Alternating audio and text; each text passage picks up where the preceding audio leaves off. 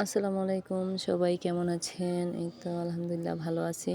আশা করি আপনারাও ভালো আছেন। তো একটা নতুন ব্লগ ভিডিও নিয়ে হাজির হলাম।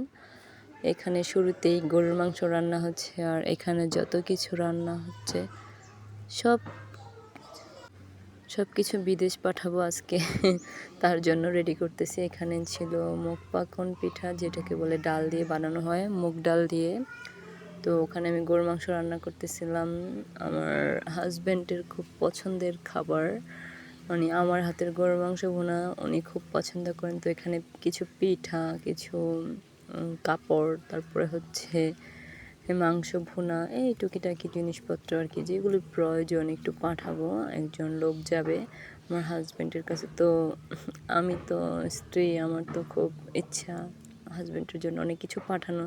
তো তারপরও যতটুকু একজন ক্যারি করতে পারবে, মানে নিতে পারবে, অন্য কারো কাছে কিন্তু বেশি জিনিস চাইলে দেওয়া যায় না। ইচ্ছা তো করে অনেক কিছু দেই, তারপরও একটু টুকিটাকি জিনিস দিলাম। আর এই পিঠাটা আমার হাজব্যান্ডের খুব পছন্দের।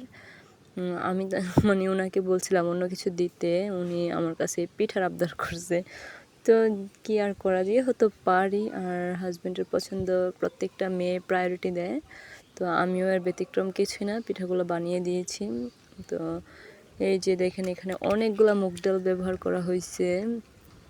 তো পিঠার শেপগুলো আমি একটু ছোট ছোট দিচ্ছিলাম। মুগ পাকন পিঠা কিন্তু একটু ছোট ছোট আকৃতিরই হয়, বেশি বড় বানালে কিন্তু তেমন একটা সুন্দর লাগে না, বা ভেঙে যায়, কেমন যেন হয়। আমাদের কুমিল্লাতে কিন্তু ছোট ছোট করেই মুগ পাকন পিঠা বানানো হয়। আর এই যে ডিজাইন দেখেন, সবগুলো পিঠা কিন্তু আমি একাই বানাইছি, আমাকে কেউ হেল্প করে নাই। আর যেহেতু পারি, তার জন্য কারো হেল্প আমি নেই নাই, আমি একাই সব করতে পারি।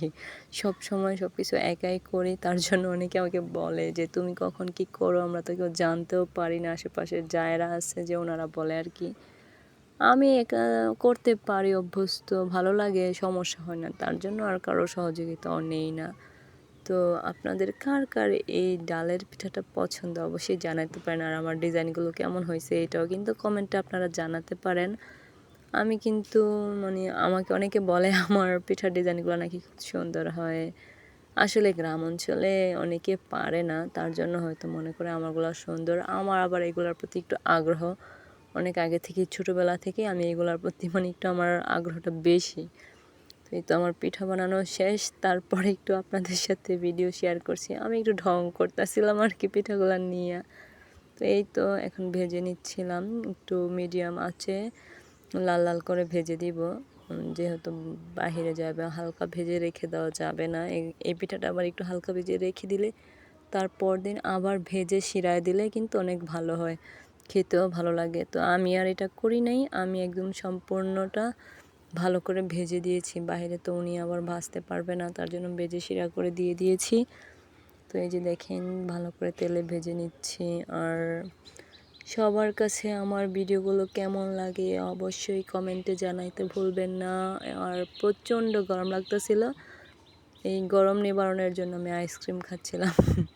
এই কালার আইসক্রিমটা আমার পছন্দের না, বাট তাও খাচ্ছিলাম, কিছু করার নাই, দোকানের কোনো আইসক্রিম ছিল না। তো সকলেই ভালো থাকবেন, আমার চ্যানেলটা সাবস্ক্রাইব করবেন, লাইক করবেন, শেয়ার করবেন, কমেন্ট করবেন। আল্লাহ হাফেজ।